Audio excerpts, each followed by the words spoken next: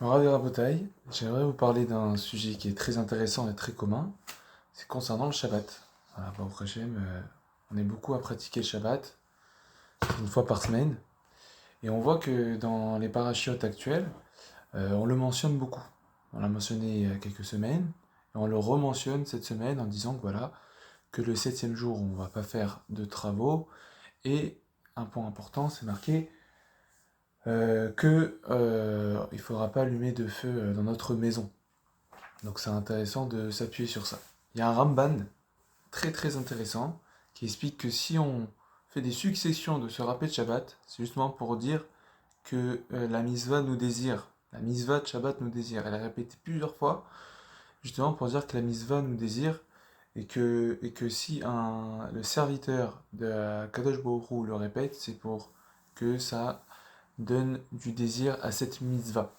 Donc nous, on va surtout se concentrer sur une des seules mélachot qui est marquée clairement dans la Torah, donc sur les 39 travaux interdits dans Shabbat, il n'y en a qu'une seule qui est marquée clairement, sinon on l'apprend de système de lecture, par le fait qu'il y a une juxtaposition entre le Mishkan et Shabbat, mais une des seules qui est marquée, c'est le fait de ne pas allumer de feu. Donc on va essayer un peu de se concentrer sur cette mitzvah. Donc il y a une mara dans Gittin, Daf Membet, donc Daf 42, où là-bas ça explique une histoire qui était connue, où il y avait un couple que vendredi soir, donc avant Shabbat, ils se disputaient très souvent, jusqu'à même que c'était connu. Et ça en parlait tellement que ça en est arrivé jusqu'aux oreilles de Rabbi Meir. Et donc Rabbi Meir euh, est allé les voir et leur a demandé est-ce que je peux m'inviter chez vous? C'est quand même étonnant. Est-ce que je peux pas inviter chez vous? Et donc, évidemment, ils ont accepté, c'était Rabbi Meir, évidemment qu'on accepte. Et donc, grâce à ça, ça permettait qu'il n'avait pas d'histoire ce Shabbat-là. Parce qu'ils avaient honte de se disputer devant le Rav. Pareil, deuxième Shabbat, Rabbi Meir fait exactement pareil. Pareil, troisième Shabbat, pareil, il refait exactement le même système. Et à la fin de ce Shabbat, quand il est sorti ce Shabbat, il y a le Satan qui a dit oh, enfin on l'a sorti de ma maison. Donc le Satan, qui représente, qui a plusieurs casquettes, hein, le Yetzirara, le Satan, et il a dit que je suis content qu'il est sorti de ma maison. Voilà, sort Rabbi Meir. Et donc de là, on apprend que le Satan réside là où il y a des disputes. Et ce qui est intéressant, c'est de voir qu'il y a énormément de disputes, c'est un fait. Il y a énormément de disputes au moment de Shabbat. Alors a priori, c'est pas juste une raison technique que du fait de l'organisation de Shabbat, du fait que la semaine, on n'est pas très souvent en famille parce que chacun a ses occupations, mais le vendredi avant Shabbat, on est tous ensemble, on a du stress, on vit ensemble, etc., que ça fait des disputes, c'est pas juste un problème technique, c'est justement aussi parce que c'est un moment important. C'est un moment important, la préparation d'un événement important est important. La préparation de n'importe quoi est des fois plus important que euh, que la chose en elle-même. Et donc il faut comprendre qu'il faut faire attention pendant ce Shabbat-là. Et on fait allusion que pareil, on n'allumera pas de feu chez soi. Ça représente quoi le feu? Ça représente la dispute. Pareil, on dit par rapport au couple, rien à voir avec Shabbat, on dit qu'un homme ça s'appelle Ish et une femme ça s'appelle Isha. Dans le mot Ish, il y a un Yud entre le Aleph et le Shin. Dans le mot Isha, il y a un He à la fin du mot. Et ça représente que s'il n'y a pas le yud et s'il n'y a pas le ke dans le ish et le isha, à la fin, la relation d'un couple sera seulement de feu, de esh. J'enlève le yud du ish, j'enlève le he de isha, ça fait esh et esh, donc ça veut dire qu'il y a tout le temps du feu et tout le temps de la dispute. Et donc, par suite, il faut apprendre à faire attention à nos propos. Moi, il y a une phrase qui m'a énormément aidé. Le but, c'est pas d'avoir raison. Le but, c'est qu'il shalom. Même si t'as raison, etc., ça sert à rien de faire le marocain, ça sert à rien de dire oui, j'ai raison, il n'a pas. On s'en fout. Le but, c'est pas d'avoir raison, le but, c'est qu'il n'y a pas d'histoire, il n'y a pas de prise de tête, on est tranquille, tu peux faire ta tranquillité, et il y a une tranquillité dans la maison, et donc des fois, même si tu as raison, ok, c'est d'air, allez, on avance, y a pas de souci. Être un peu zorem dans sa tête, être un peu ouvert, être souple, ou tout simplement trouver les bons timings pour pouvoir parler. Donc il y a 3 règles pour pouvoir parler. Euh, Moi c'était Rav Tutu qui m'avait expliqué ça. Donc dans la paracha Vaïtranan, on dit Vaïtranan Hachem, Baïtaï, est mort. D'accord. Et donc on apprend les 3 règles pour pouvoir parler. Vaïtranan, c'est-à-dire que c'est pas juste tu parles, c'est qu'il y a quelque chose de constructif derrière. Vaïtranan. C'est-à-dire voilà, je viens pour supplier. C'est-à-dire je viens, je fais quelque chose. Pas juste je viens pour parler parce que j'ai quelque chose à sortir ou parce que j'ai envie de dire quelque chose à quelqu'un. Non, il y a un but concret. Baetaï, c'est-à-dire qu'il y a un timing, il y a un moment pour parler. Des fois, il y a des moments pour pas pour parler. Une personne qui est fatiguée, revient du travail, etc., revient d'une grosse journée d'études ou quoi que ce soit, peut-être c'est pas le moment de parler. Ou par exemple, c'est pas le moment de parler quand quelqu'un il a faim. C'est pas le moment. Il y en a qui conseillent, j'ai vu dans la Chassidoute, il y en a qui conseillent qu'avant de rentrer chez soi, de manger un petit truc pour être un peu plus apaisé quand on arrive à la maison. Donc première chose, c'est qu'il faut que ça soit constructif. Deuxième chose, il faut que ça soit dans le bon timing, dans le bon moment. Et troisième chose, c'est la forme. Baetaï, les morts, en 10 ans.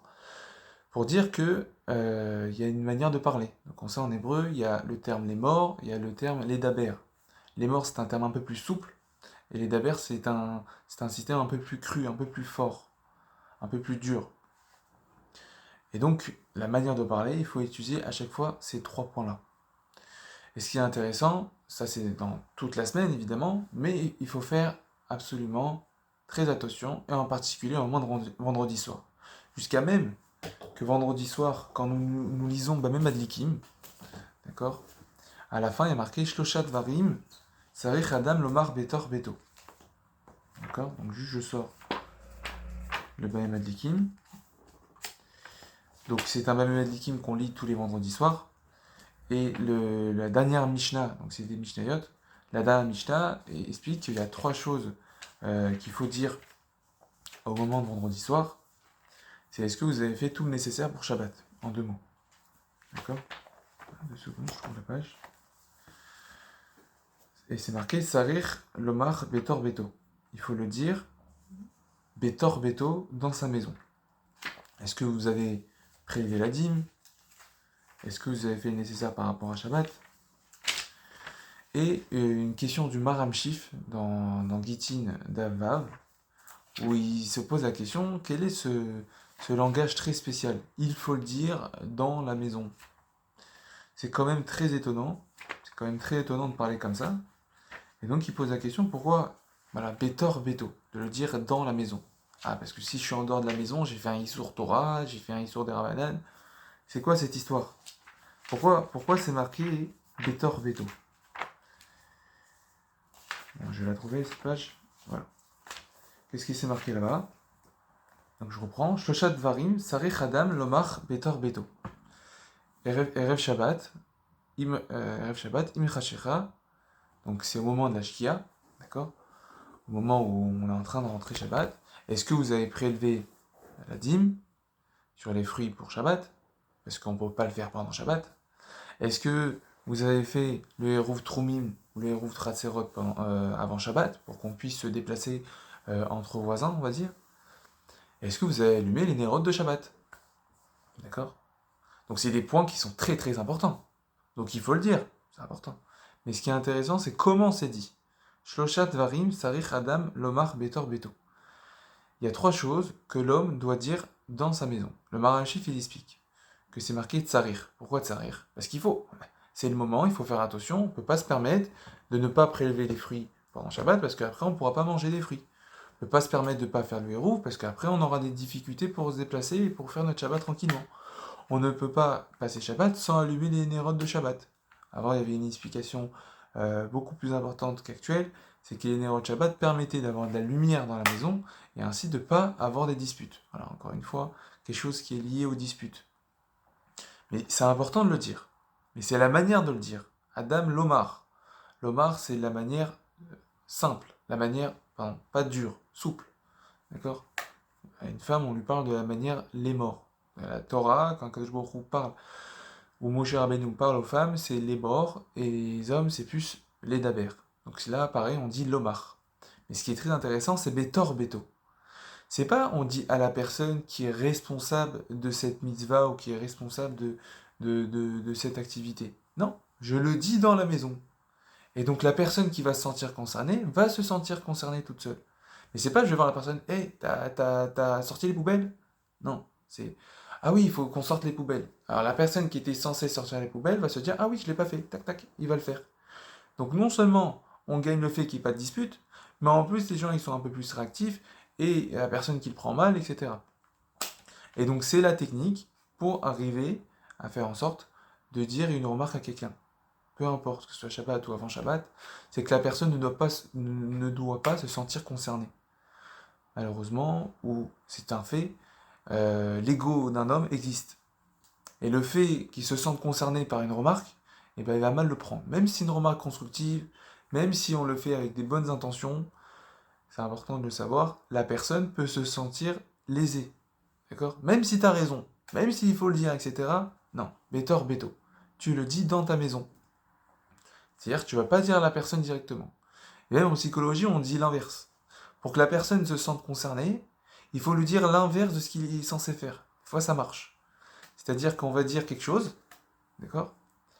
Et la personne va entendre, et par esprit de contradiction, donc là je sors un peu du contexte, mais par esprit de contradiction, il va dire exactement l'inverse, ou il va faire exactement l'inverse, et ce qui va permettre de faire les choses. Donc le but, c'est pas de dire les choses, le but, c'est que les choses soient faites. Donc la meilleure manière que les choses soient faites, c'est de le dire, donc, parce qu'il faut le dire, mais de la dire de la bonne manière, et même de la dire de telle manière que la personne ne soit pas lésée, qu'elle ne se sente pas concernée si les choses ne sont pas faites. D'accord? Surtout dans des périodes de stress, ou des périodes où il y a une organisation, ou des périodes que si on ne fait pas cette chose maintenant, on ne pourra pas la faire plus tard. On connaît cette phrase qui est très connue, que si tu ne prépares pas de plat pendant Shabbat, tu vas rien manger pendant Shabbat. Ouais. Cette phrase est à l'allusion du fait qu'actuellement on est dans ce monde. Si on ne prépare pas notre monde futur, on va rien manger là-bas. Il n'y aura rien pour nous. Donc à nous maintenant de préparer. Mais là, ce qu'on veut dire surtout, c'est de la manière de le dire. Être souple, etc. Donc, les Hachem, qu'on essaye de ne pas allumer de feu dans nos maisons pendant Shabbat, et que le seul feu qui réside dans notre maison pendant Shabbat, c'est le feu de la Torah. Kol Tov et Shabbat Shalom.